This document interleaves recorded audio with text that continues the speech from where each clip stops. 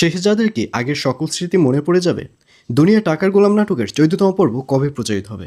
Alright, এই সকল প্রশ্নের উত্তর নিয়ে হাজির হলাম আজকের ভিডিওতে। সুতরাং ভিডিওটি টানাটাই না করে শেষ পর্যন্ত দেখতে থাকুন, কারণ এই ভিডিওর শেষে জানিয়ে দিব দুনিয়ার টাকার গোলাম নাটকের ১৪তম পর্ব কবে প্রচারিত হবে।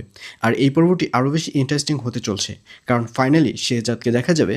শেহজাদের পিএস যখন শেহজাদকে রুমের মধ্যে আটকে রেখে শেহজাদের আগের সকল স্মৃতি শেহজাদের কাছে এক্সপ্লেন করবে যে শেহজাদের সাথে ফাতেমার বিয়ে হতে গিয়েও বিয়েটা হয়নি, কারণ যখন শেহজাদ এবং ফাতেমার বিয়ে হবে তখন ফাতেমা সব কিছু জেনে যাবে যে শেহজাদ অনেক ধনী ঘরের লোক, সে ফাতেমাকে বিয়ে করার জন্য গরিবের অভিনয় করেছে।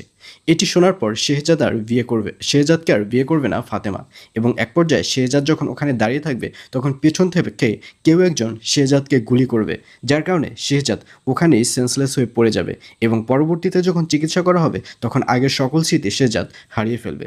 এই সকল যখন শেহজাদের পিএস শেহজাদকে বুঝিয়ে বলবে তখন শেহজাদের আসল স্মৃতি ফিরে আসবে। তো ভিউয়ার, জানিয়ে দিচ্ছি এই পর্বটি কবে প্রচারিত হবে।